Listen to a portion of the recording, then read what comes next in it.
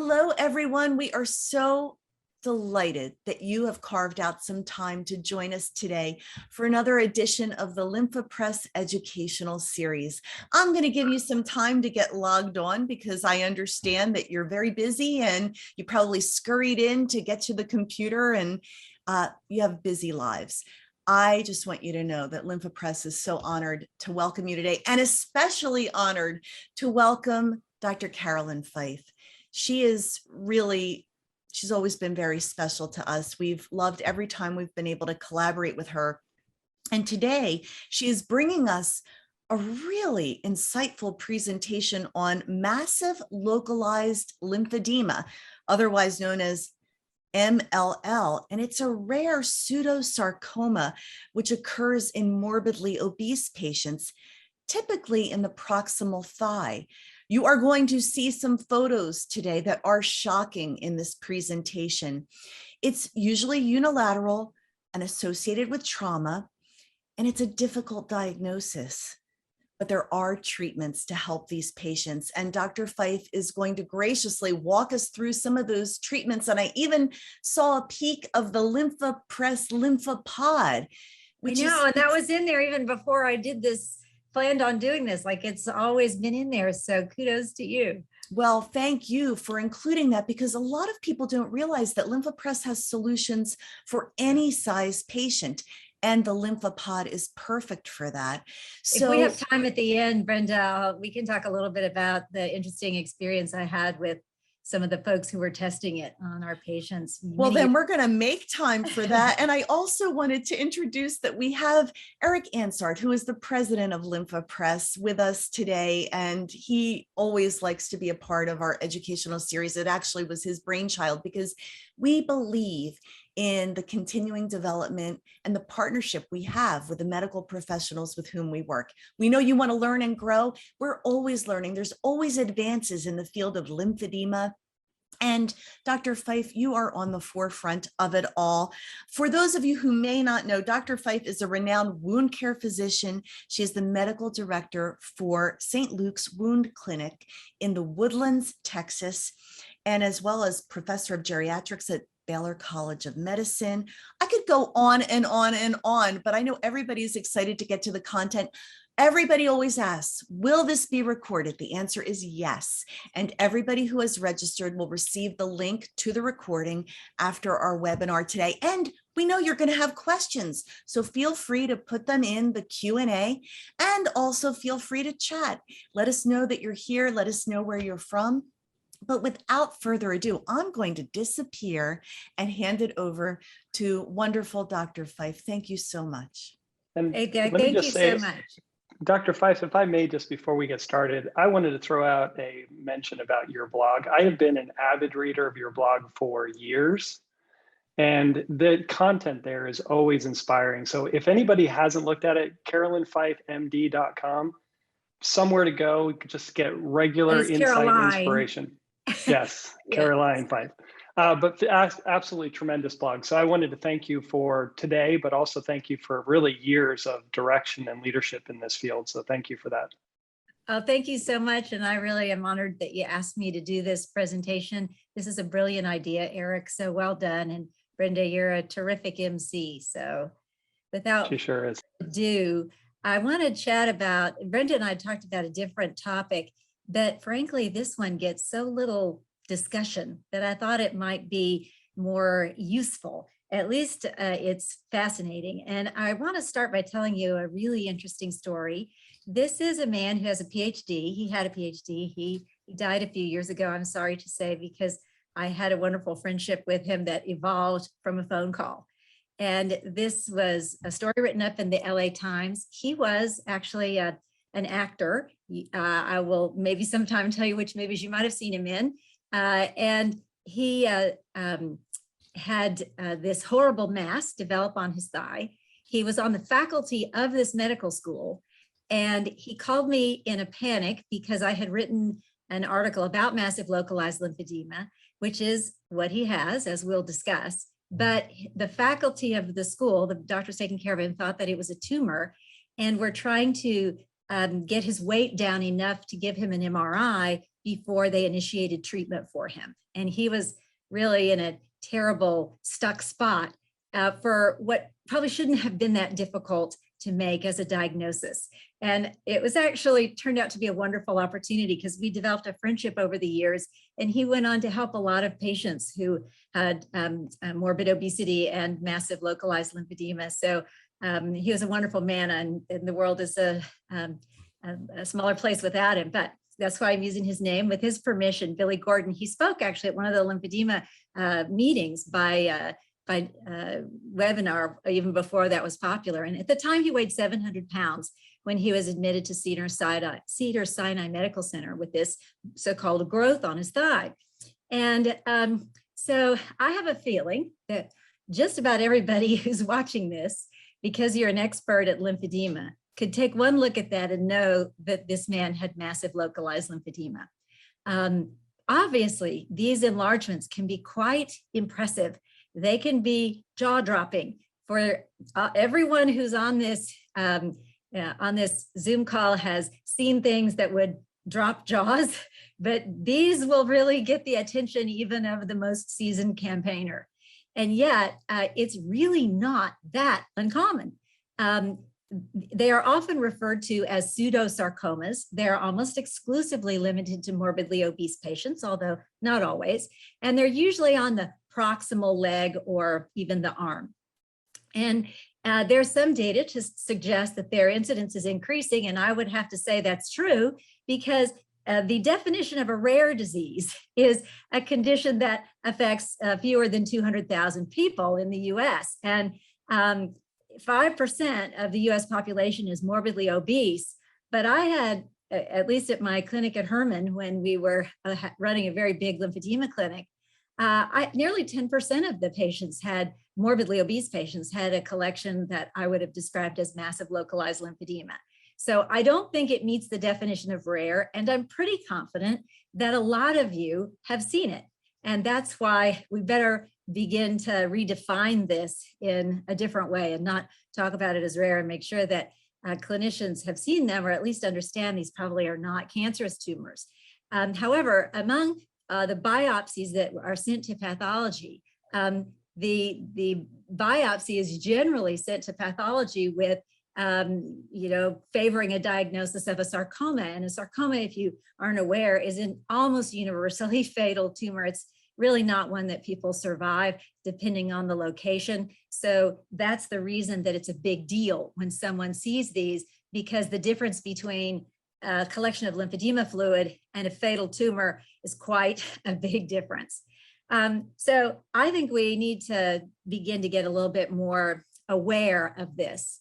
And I realize this is a very old article, but there really isn't a lot written about this, a little bit more perhaps recently, but I'm going back historically in the literature just to talk a little bit more about where I was starting when I began to see these patients. And virtually all of them described in the literature at the time were obese. And of course, nowadays, we have 600-pound patients, not that uncommonly. So you can imagine in the 90s, a patient that was over 350 pounds was not that common. They are very common now. They are more common occurring in women. They're usually on the upper thigh, the proximal extremities. Proximal means closer to your core. They usually are unilateral, but we see a lot of them bilateral, except that one is bigger. And by definition, they are ill-defined masses that are really, when you look histologically, are lobules of fat interrupted by connective tissue. And so I think, as you can see, this lady's right leg might not meet the definition, but her left leg certainly has something that is extremely abnormal. And I would call this a massive localized lymphedema collection. So, these are, I didn't have to look hard to find these in my clinic. And that's why I'm confident that you've seen them too. And as I'll show you in a case in just a moment, it's interesting. You can imagine that the lobule that starts to grow fastest actually puts a little compression on the other side.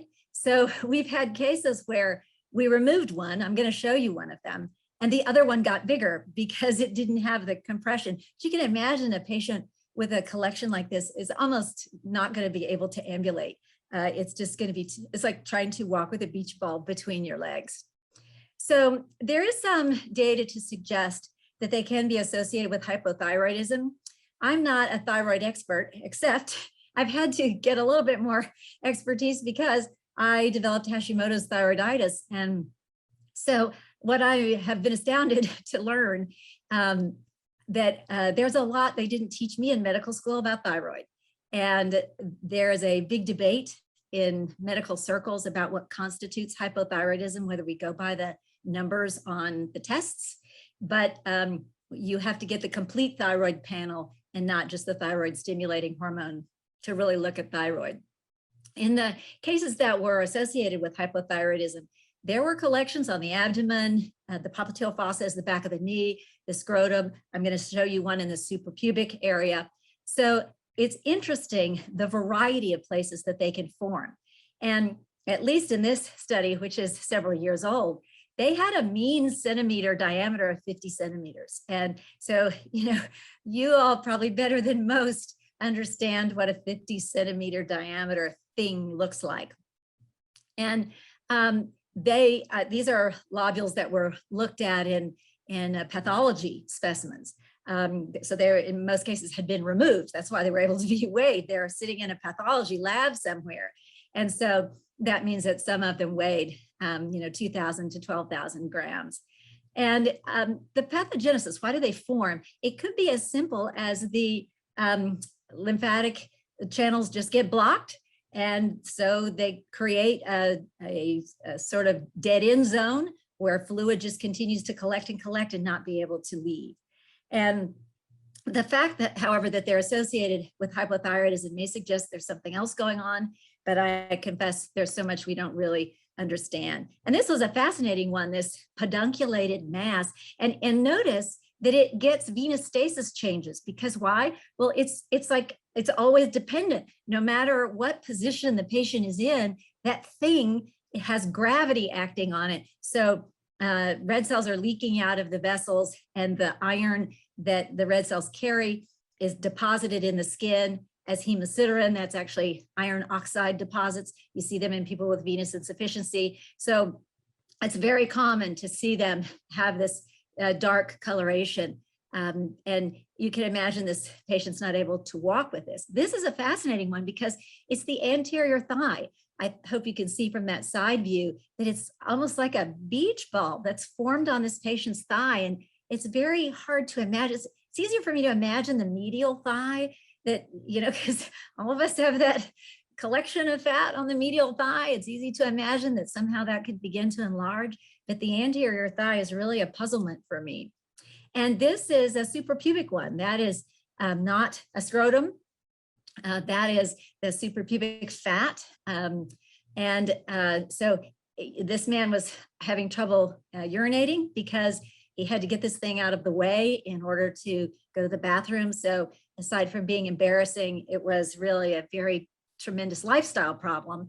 And you can imagine the challenges, you guys are the experts. Most of you have far more than I am at bandaging and other methods of treatment. Imagine the difficulty of trying to put something like this in compression. So I wanted you to see this because it's the arm. And I'm at that age where we're all getting that hanging down stuff on our upper arm. And so imagine the problems if that develops an area of lymphatic obstruction. And this woman was really having problems because you can see that it was rubbing against things, and therefore she had ulcerations from the constant dragging of it.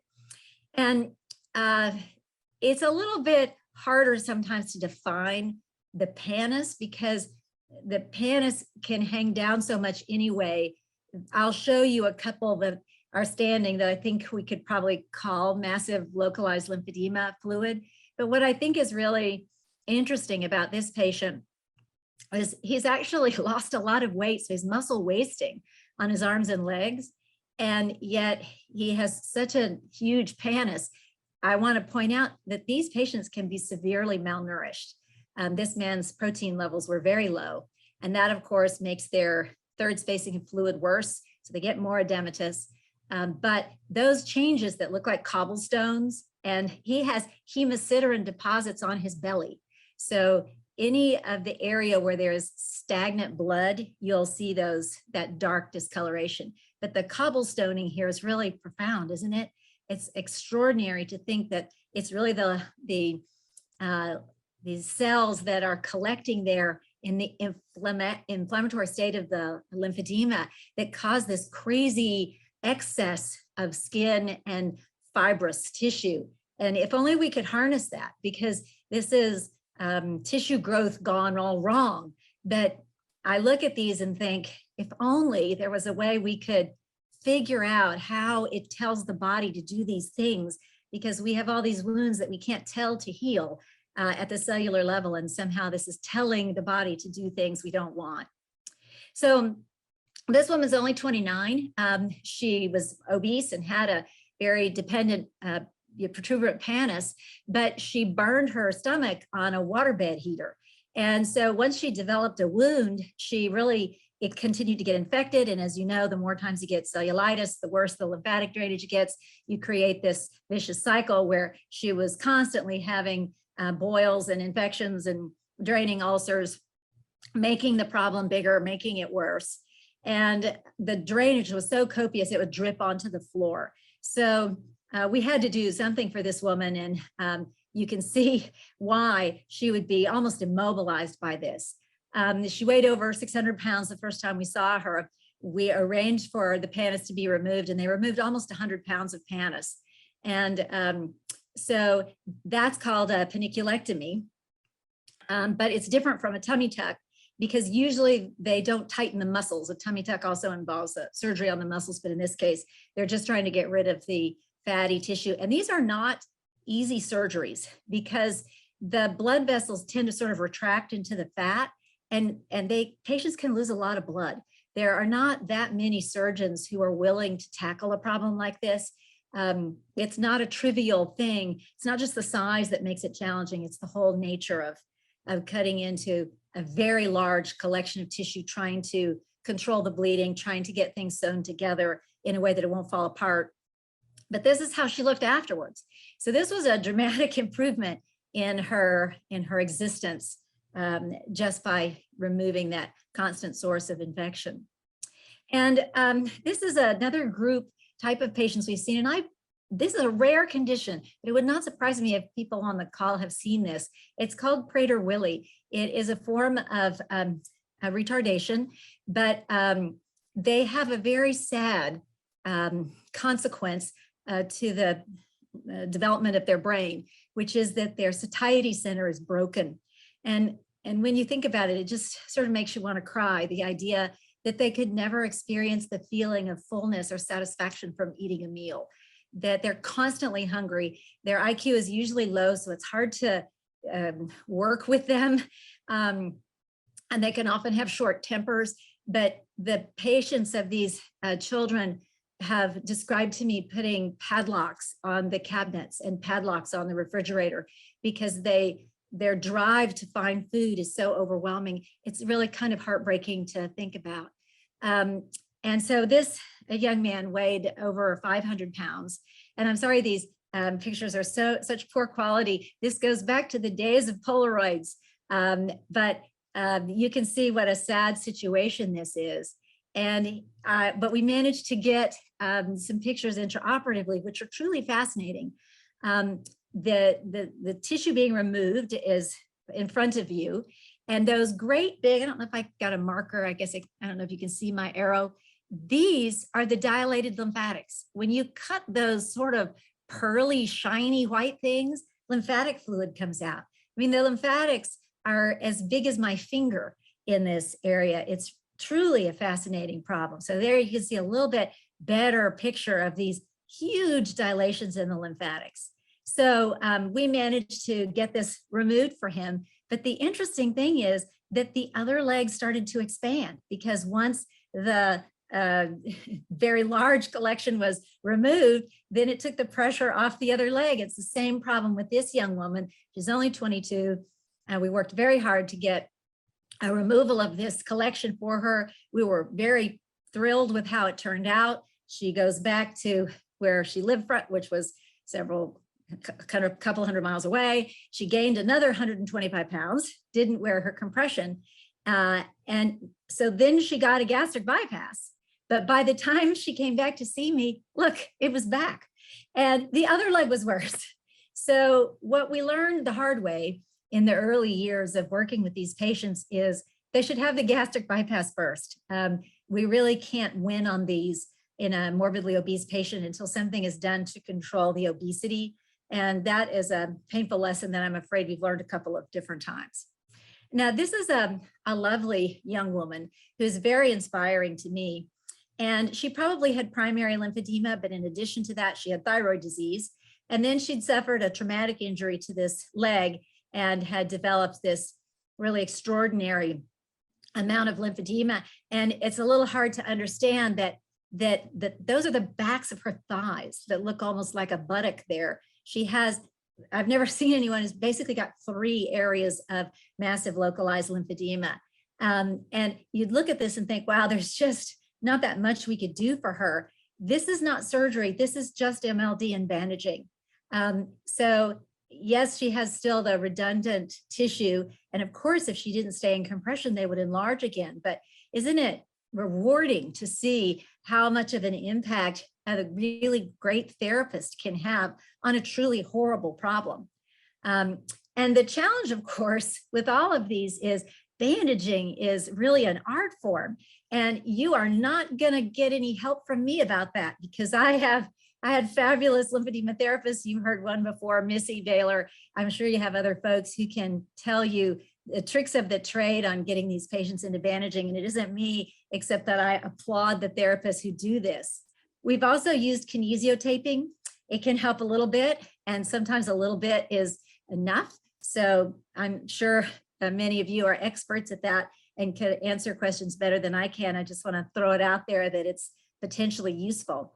But it can actually be a challenge trying to get something to put these in compression, because compression garments are so unlikely to work.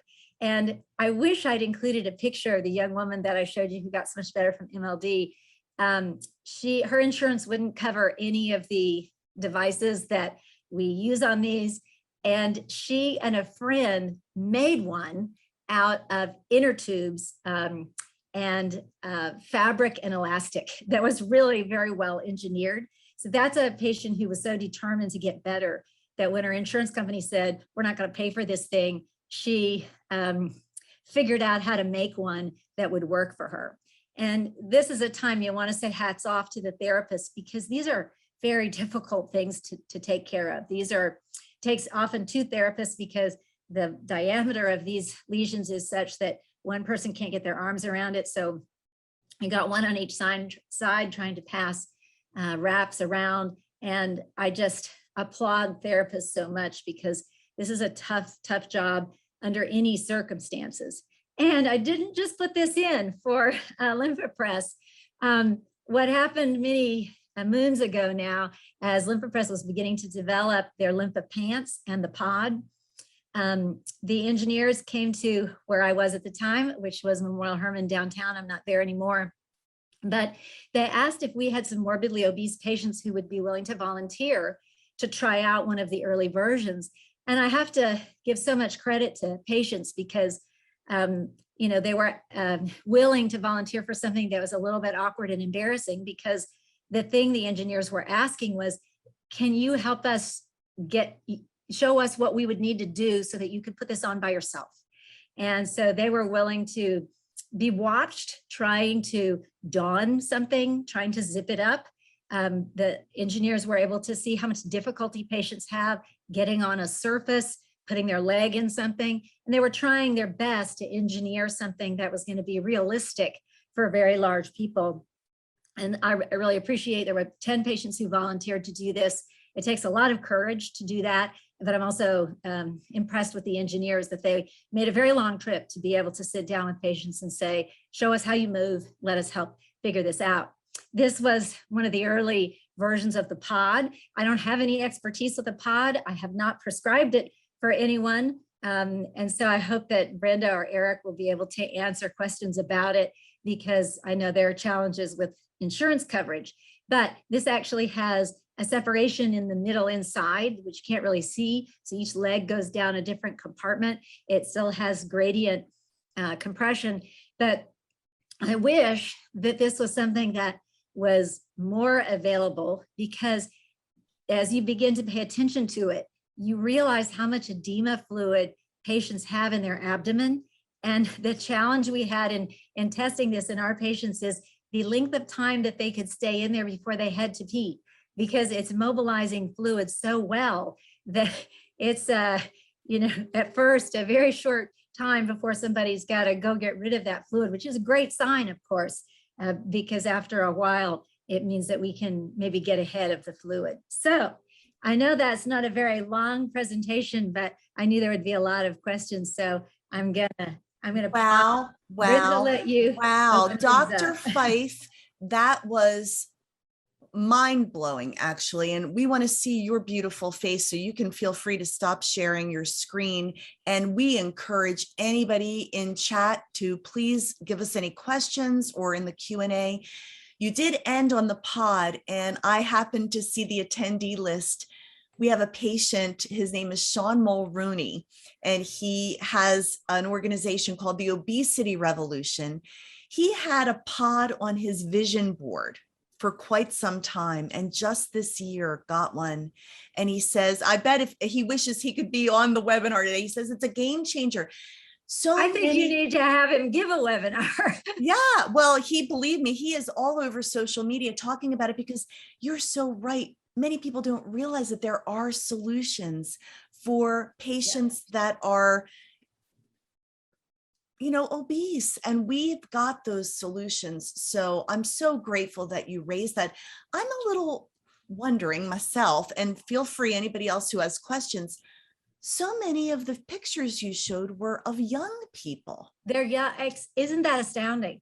Now, it's fair to say that if you have a lot of health problems related to obesity, you might not live very long. So there is an age group beyond which we may not find patients because they've got diabetes and hypertension and other problems.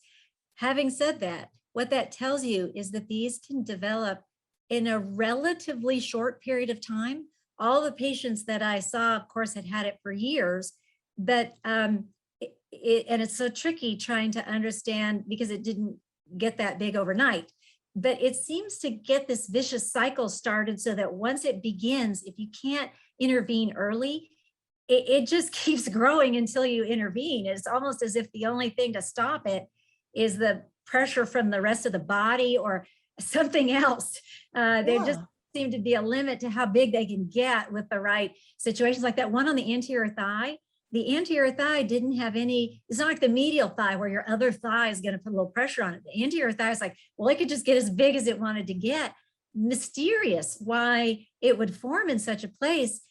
It's a fair question whether it begins with an injury or a cyst or an infection or something, and then, it all begins to snowball. But yes, a lot of these patients are young, and that's why we feel so driven to do something to help them, because they are still, most of them were trying to ambulate. They're really, except for the two that I showed you with the very huge pannus, everybody else walked into clinic. So, wow, and we know that we have solution. some actual patients that are on the link today, as well as medical professionals. And for those of you who said in chat you have MLL, we are rooting for you. We are happy to help. We are so grateful that there are medical professionals like Dr. Fife who are bringing this valuable information forward. We're hearing lots of chat from people saying, thank you for this presentation. And he was so transparent. And we miss him, but Billy Gordon also really helped us at one of the NLNs. I don't know if you were there. We had a special session on morbid obesity and MLL, and he made an appearance from California by video. And he was just a tremendous personality. He was a comic, and he loved life. And but he was a really great educator to other physicians, because, as I said, he's on the faculty of his medical school, and they couldn't figure out what was the matter with him. So he really tried to change things where he was in terms of making sure that more physicians understood what this was. I see that you jumped on, Eric. Is there something you wanted to contribute? And we'll go to some other I questions did. too. Yeah, I had a question, and Dr. Fife, you touched on it just briefly in your last comment where you mentioned some of the kind of exacerbating factors, and you mentioned infection. And there's a lot of conversation right now about the impact of infection and reoccurring cellulitis, specifically with lymphedema. I know you've seen this quite a bit. I wonder if you could just talk to that, because it seems to be a really hot topic right now. I've been humbled a lot, and I have a very vivid memory of being humbled on this topic. I was new in lymphedema, and like most people, I was learning from the patients. There was one book when I got started and one meeting, and all of a sudden I'm out there. And this woman who had breast cancer came in one day and said she had arm lymphedema, and she said, "I'm going to be in the hospital tomorrow on IV antibiotics, but if you prescribe me some today, I'll be okay." And she had no erythema, no fever, no redness, no tenderness. She looked completely normal. And I did the there, dear. And the next day she called me from the hospital. And she had been hospitalized 6 times for cellulitis and cellulitis. And she had a prodrome. That's the first time I heard about the prodrome. People who've gotten sick often enough know when it's going to happen. They have this feeling the day before they have fever chills. And I, after that, heard that from many patients who were seasoned veterans of cellulitis. And I never minimized it again. And although this is exactly the opposite of what they tell you to do, we got all these initiatives for antibiotic stewardship and don't give these people antibiotics. I began to give people a prescription for antibiotics. And I would say, carry this with you everywhere you go. Once you realize you're going to get sick, the only thing I ask is you take the whole course. Don't just take one day and then say, it's going to be fine. Like, once you commit to antibiotics, take the whole thing, because that incompleted courses of antibiotics is one of the ways we get resistance built. But it always happens that they get sick on Friday night of a holiday weekend. And especially with COVID, the last place you want to be is the ER. I think we need to be way more liberal with antibiotics for these patients, but that is so not the party line. I can lose my key to the doctor's dining room for saying that. But nevertheless, I think that's their lived experience, and we probably ought to learn from them. Wow, we appreciate your candor. And some of them have to be on suppressive antibiotics. And I'm not an infectious disease doctor. I always get ID involved because that is a very hard decision to make. There are lots of risks with suppressive antibiotics, but after a certain number of bouts of cellulitis, it's time to talk about that.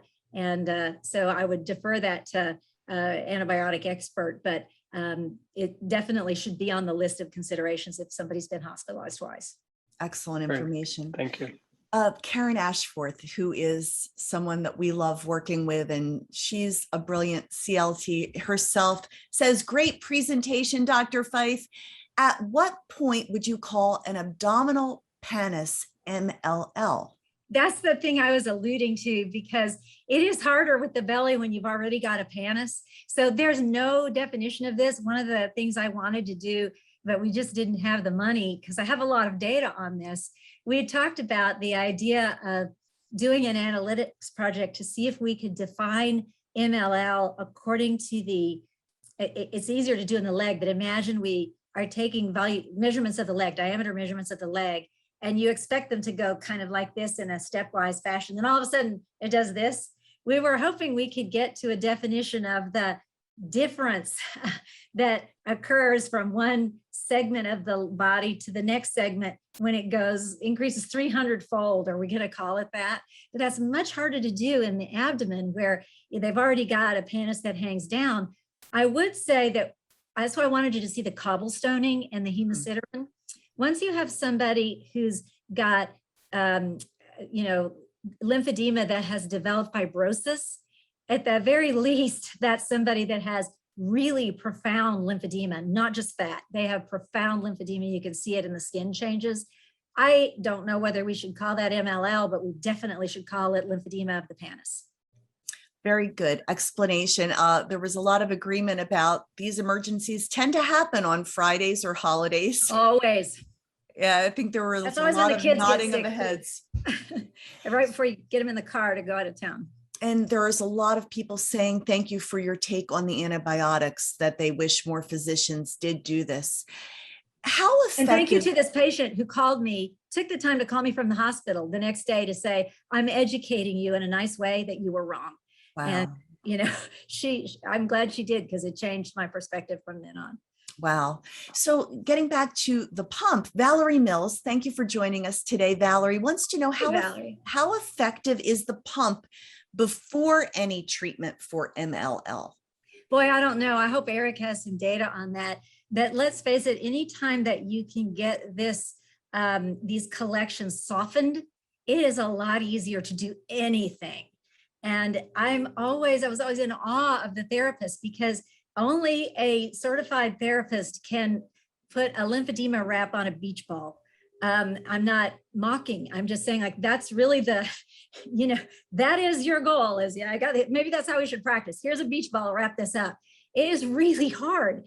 And it's very hard to not only just to wrap it, but to get it wrapped in such a way that you're trying to move the fluid proximally into the body and not, you know, in some wrong place.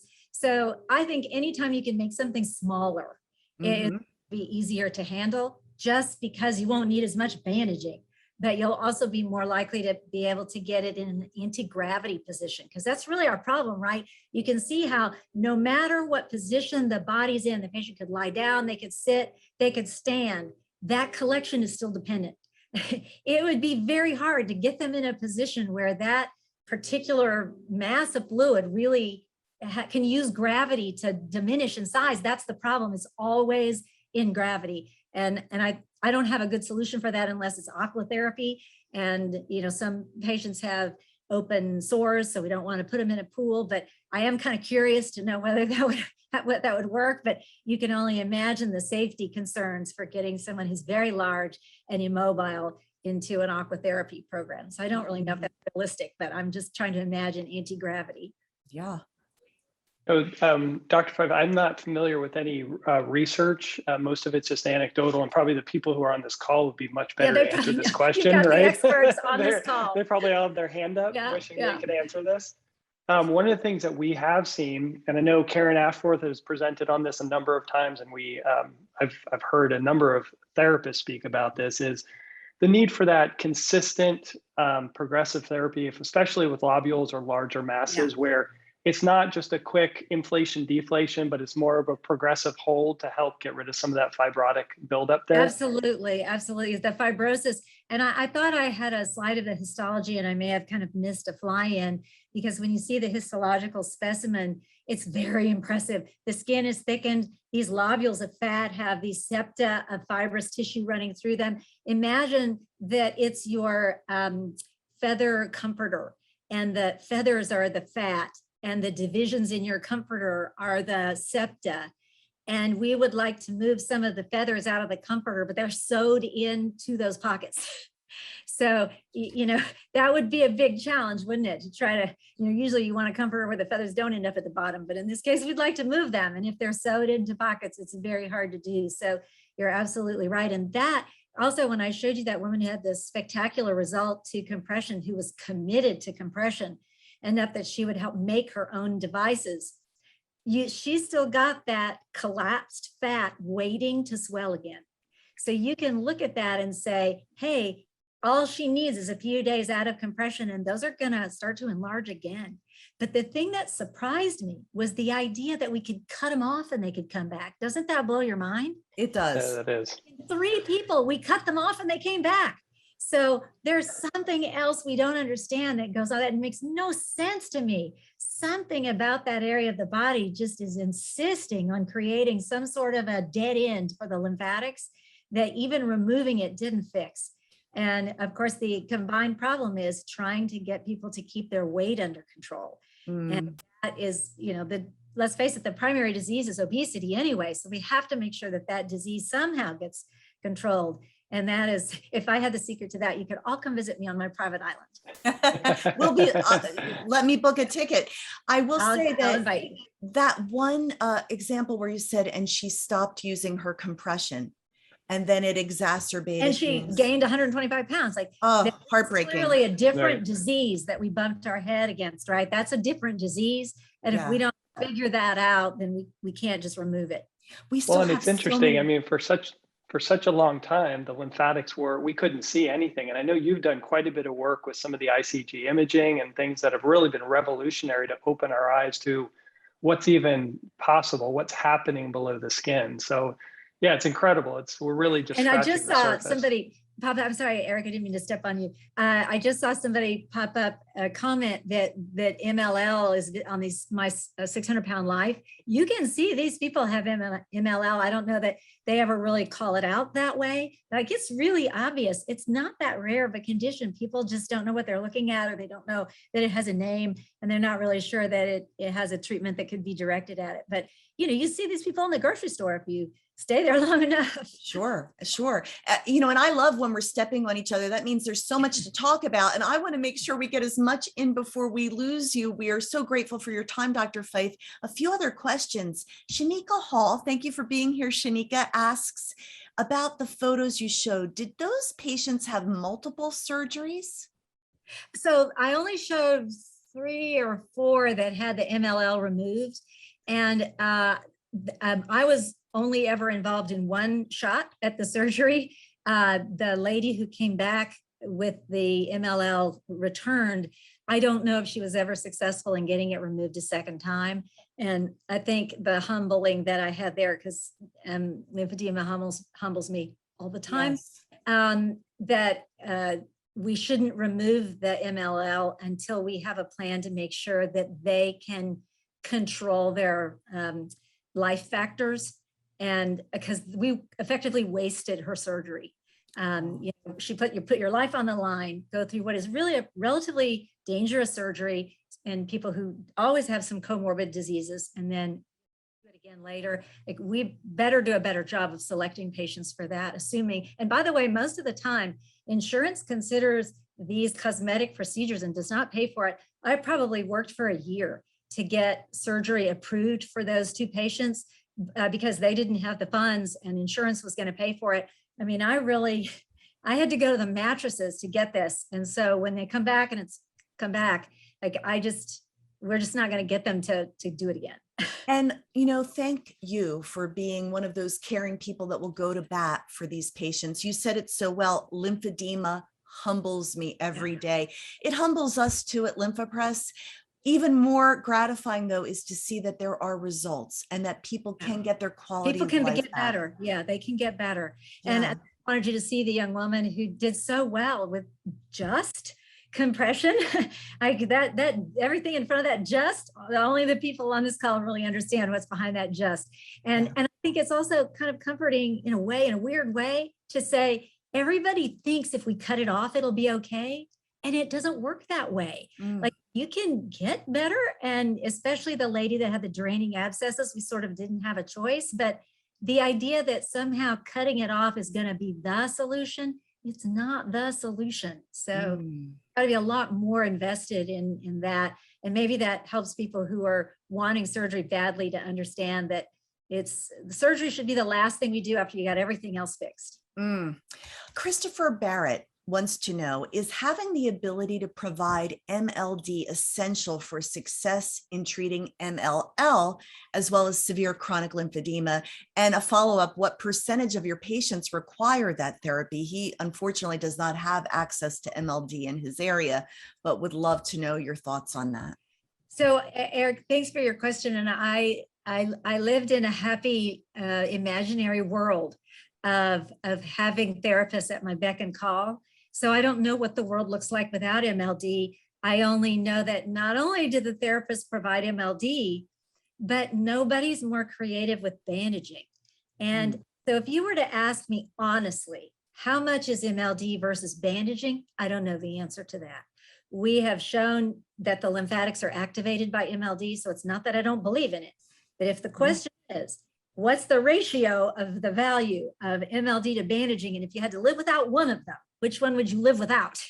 And I would say you got to have compression. However you get it, you got to have compression. Everything else is important, but even MLD by itself, if you don't combine it with compression, is not going to work in this. So I don't have that answer, except that I count on the MLD therapist to know how to do other things that I can't live without. So to me, you get this whole solutions package in your MLD therapist, and I don't know how to parse out their various skills to say, well, this part's really, really even the most important. It's like, man, I just need these people. So I'm so sorry that you don't have access to that, because it's more than just the MLD that we miss, because it's so the creativity of how are we going to fix this really difficult problem. And I think you should have Missy come talk, or whoever, there may be other people with expertise, she's the one I know, because I once took a whole series of pictures, which I didn't try to show because I didn't feel I should without the therapist to explain them,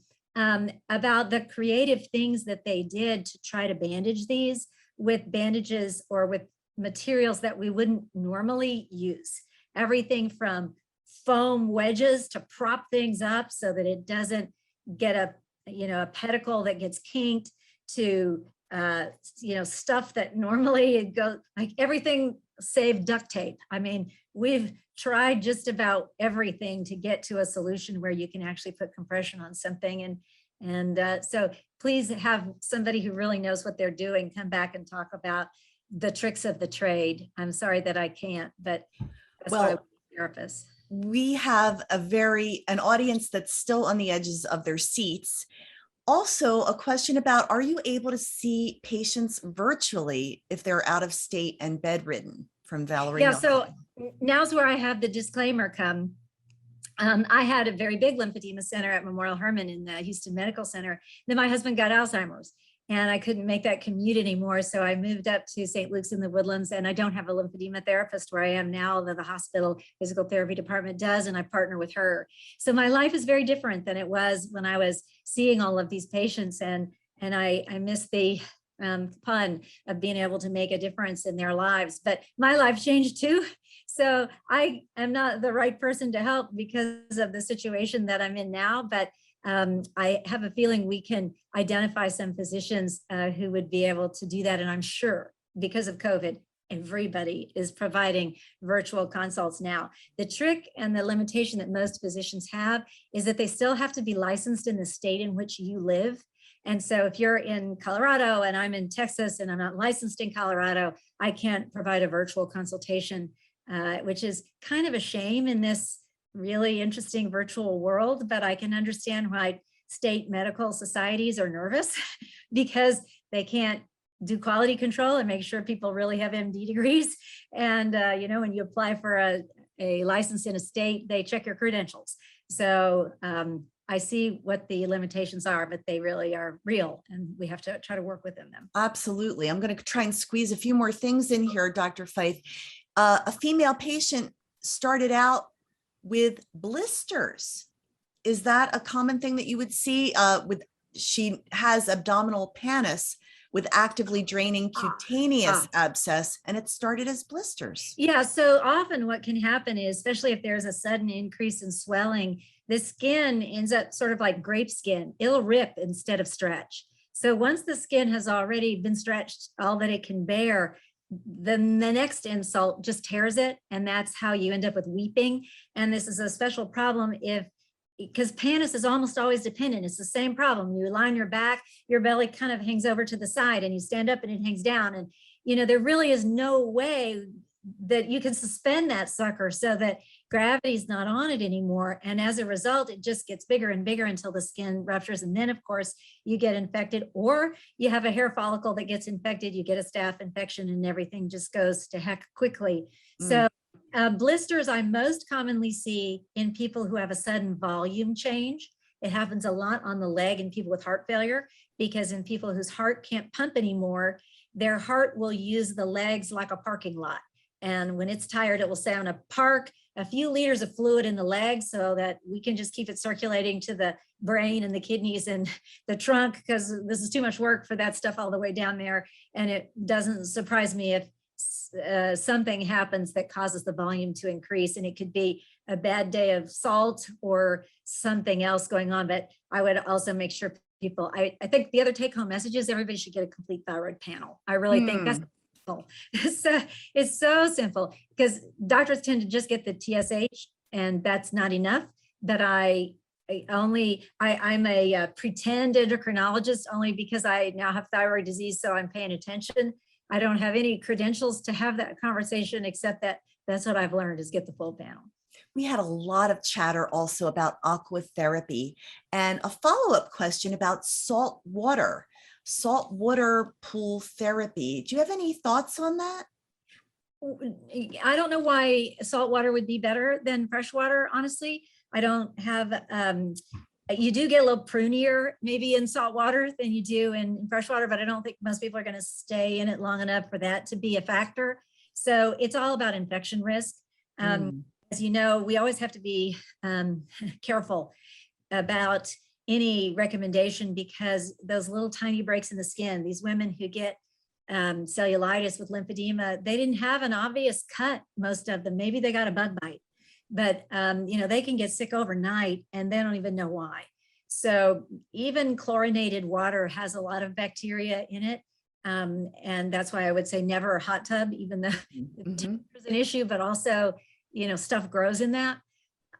There may be somebody probably on the phone who's got more information, like a physical therapist who uses aqua therapy. But if your specific question is salt versus fresh, I don't have an observation on that. I just. Gotcha.